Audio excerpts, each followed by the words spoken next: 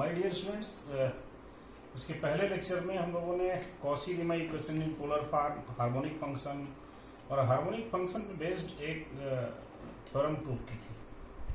आज हम नेक्स्ट उसके आगे एक थ्योरम प्रूफ करेंगे, an analytic function with constant modulus is constant. एक फंक्शन जो कि ऑलरेडी एनालिटिक है, ये चीज हमको पहले से पता है, और उसका मॉडुलस कांस्टेंट है। फंक्शन एनालिटिक है, उसका मॉडुलस कांस्टेंट है, तो जो फंक्शन होगा वो खुद भी कांस्टेंट होगा। ये चीज हमें प्रूव करनी है। तो it is given that suppose f Z is equal to you plus I v function होता है, इज एन एनालिटिक फंक्शन।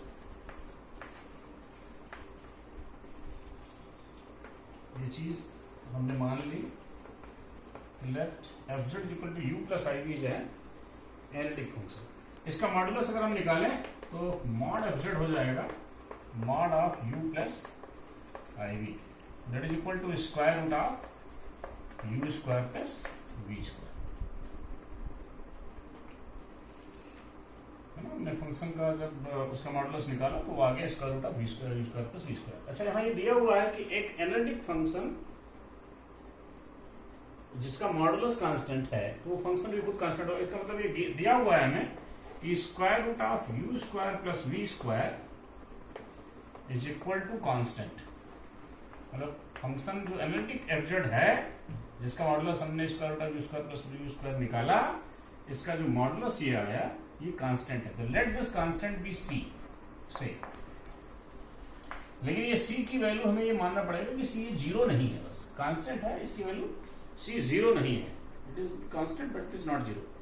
तो जाहिर सी बात है कि अगर स्क्वायर हो जाए तो ये U square plus we square हो गया हमारा C square. Let this be equation number 1। तो फाइनली हमें इक्वेशन मिल गई कि U square plus we square is equal to C square.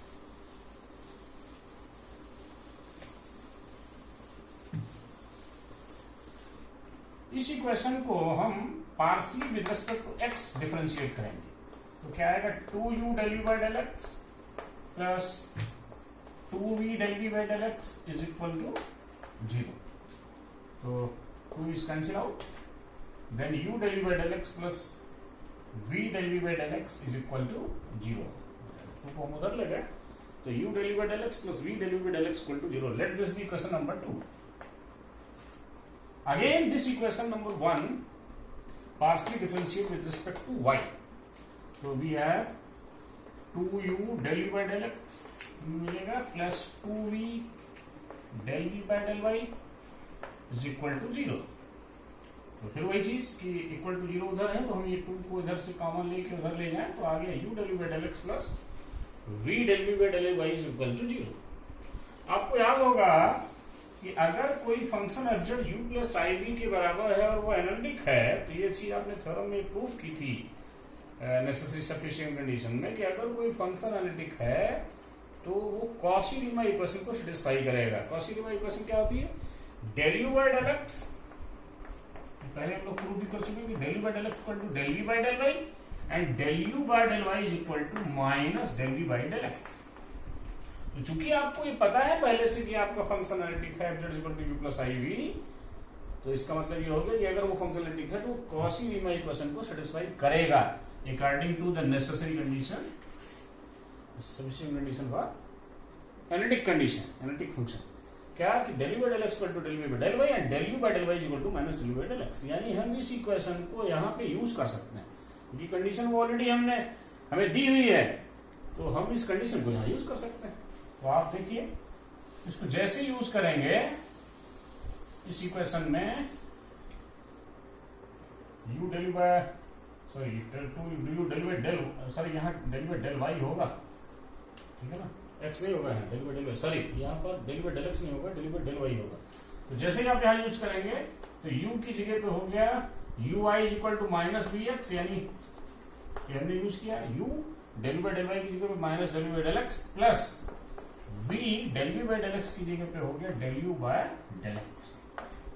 This is equation number 0। This is equation number 3। तो हमने क्या किया, ui की जगह पर माइनस वी एक्स और vy की जगह पे ux, ये कॉची रीमान इक्वेशन को यूज करके हमने differential derivative with respect to y जो पार्शियल था उसको चेंज कर लिया partial derivative with respect to x. अब हम इक्वेशन नंबर 2 और 3 को ध्यान से देखें। Equation number 2 is this, equation number 3 is this.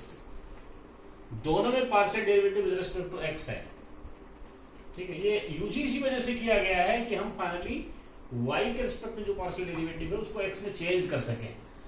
ऐसा करने के बाद हम क्या करेंगे, इक्वेशन नंबर 2 और इक्वेशन नंबर 3 को हम स्क्वायर करके हम इसको स्क्वायर करेंगे और उसके बाद ऐड करेंगे। तो जैसे इक्वेशन नंबर 2 और इक्वेशन नंबर 3 को हम स्क्वायर करके ऐड करेंगे तो देखिए हमें क्या मिलेगा।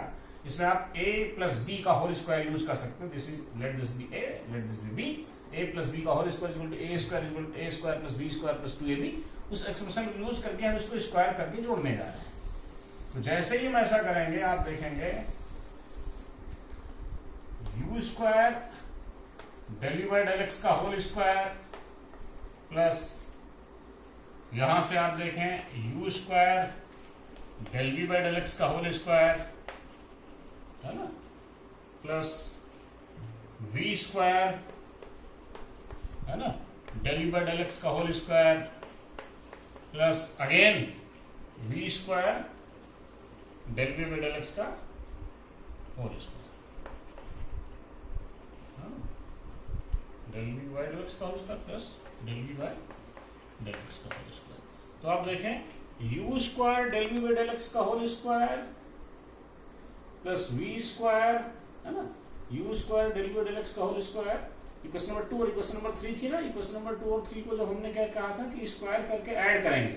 तो स्क्वायर करके जैसे ही ऐड करेंगे हमें u square del v by del x का whole square plus u square del v by del x का whole square plus v square del v by del x का whole square plus v square del v by del x का whole square. और plus 2ab वाला जो term है वो plus और minus हो करके, चूंकि 2ab वाला टर्म एक जगह प्लस आएगा एक माइनस आएगा, तो वो जुड़ करके जैसे ही प्लस माइनस आएगा वो कैंसिल आउट हो जाएगा।